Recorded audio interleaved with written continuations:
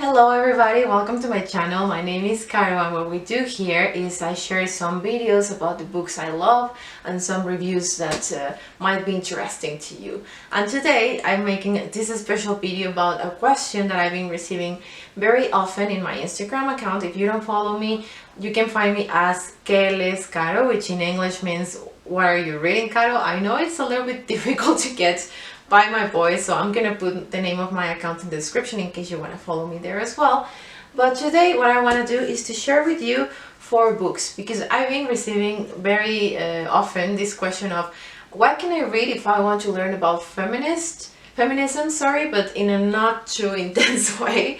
And I think it's a fair question because there's still this stereotype about feminism being too extreme or too intense. So it's not, don't be afraid. And I actually selected 4 books that are really good to start conversations about it. But before we start, I would like to remind you, if you like my videos, if you like my content, please don't forget to subscribe to my channel and click to turn on the notifications so you can get alerted every time I get a new video up, and we can stay in touch.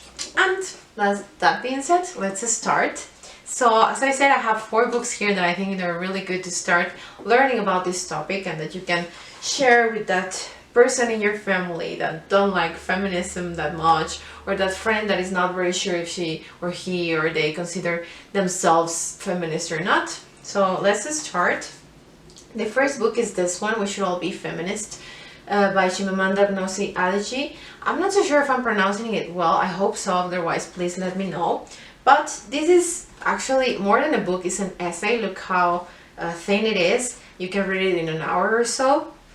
And I like it a lot because it's a very easy to read essay in which you can find how feminism is not a thing of other world. It's not as scary as this look. It's actually very logical and very simple, and it just explains why it's necessary. And as you read it, doesn't matter your background, I think you'll find some points in which you can feel identified and understand that asking for this kind of rights is not thing too extreme.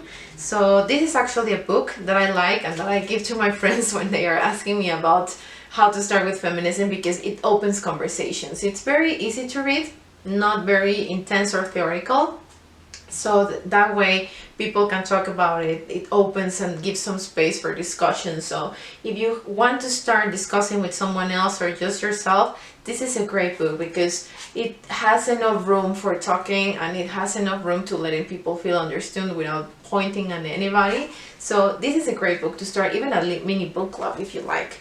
Then I have here Men Explain Things to Me by Rebecca Solnit, which I think it's pretty famous, the term right now, I hope, mansplaining, which means is this tendency for men to explain everything to women, even if they are not experts on the topic, just like they assume they know more than a woman. But any case, even about our bodies. So that's because that is not just nature, that's the way we educate men to believe that they are the best in the room and that they have to teach everybody else.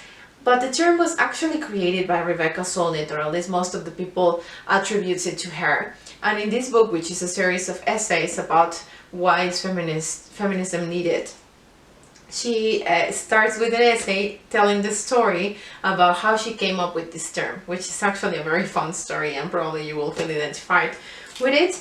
But not also that one, there's a lot of other topics about feminism, about the position of women in the world, about the way we have relationships, how the power is distributed in relationships. It's a way to see feminism in the day-to-day relationships and actions, and I think it's very relevant because of that. I must tell, for me it was a little bit dense in the way that it has not strict theory but concepts that you have to remember, but it's very easy to understand still, and it gives you a context. I think after reading this book you see things differently because you start seeing these nets of power around everything. So great book to start as well in the topic.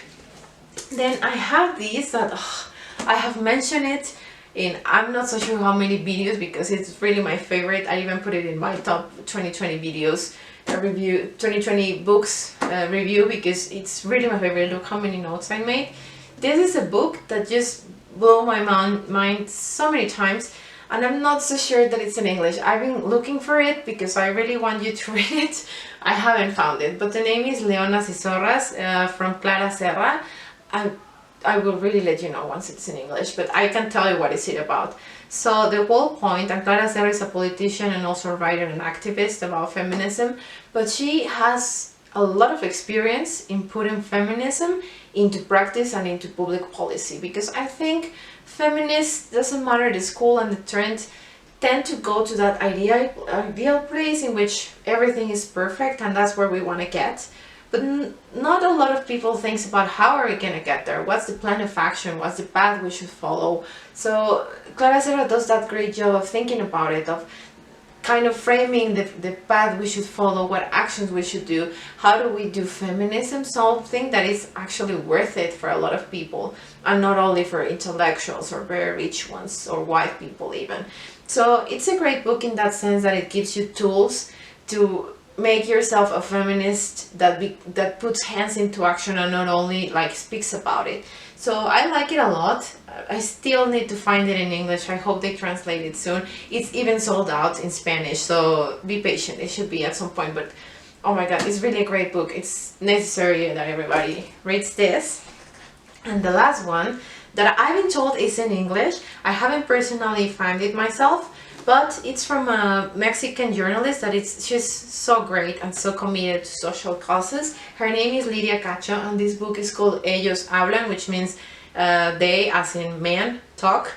And it's a great book because, wow, it's mind-blowing. It's cruel, but it's mind-blowing. So what she does is, first she gives a little bit of context of the misogynistic machismo violence in Mexico, and then she interviews men from different backgrounds, from different ages, from different parts of the country.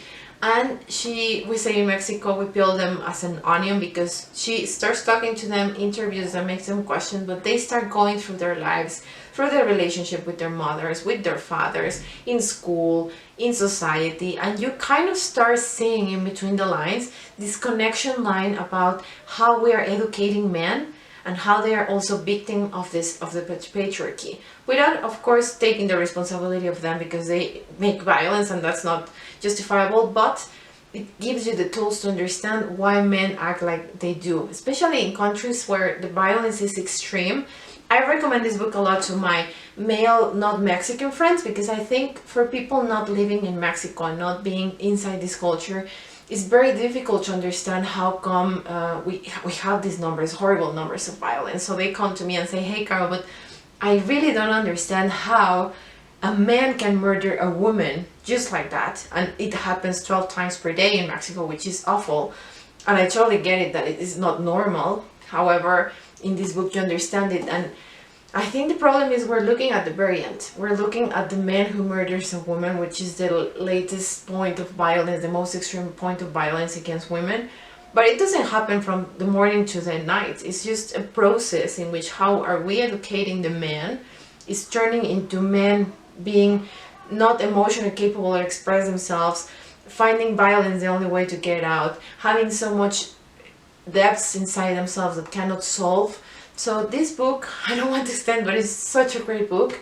It's mind-blowing, but it's very rough, I should tell you. It's not easy to read because there are horrible stories there, but it gives you the tools to understand why things are like that, why the system is like that, and it gives you some hints on what should we be doing to start changing it from the way we educate our children. So that's pretty much it. Those are the 4 books. I'm sure there are more. There are way more I would like to tell you, but in terms of length, I think 4 is enough. So let me know what do you think about them here in the comments or in my Instagram account. I'm putting the direction in the box as well. And let's stay in touch. Don't forget to subscribe to turn on the notifications. And thanks for watching.